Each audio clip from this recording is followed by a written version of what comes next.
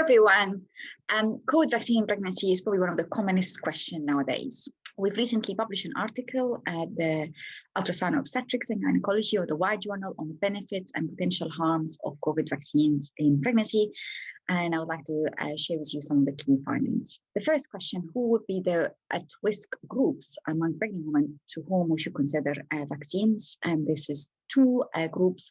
First, those who have risk factors of severe COVID, like those who have medical condition like diabetes, hypertension, overweight, or advanced maternal age.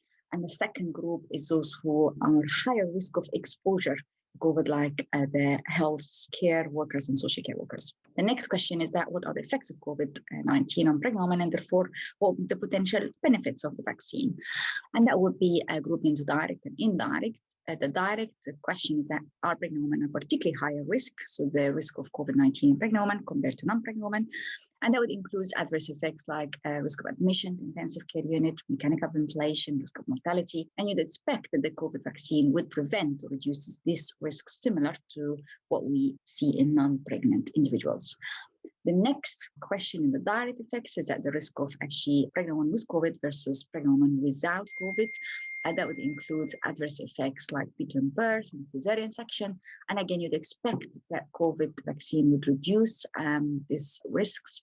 But again, we don't have data yet to provide robust evidence. And what about the indirect effects of the collateral damage? And that would include adverse effects like maternal mortality, stillbirth, level of anxiety. And again, you'd expect that the COVID to reduce this. The final question is that which COVID vaccines and which guideline?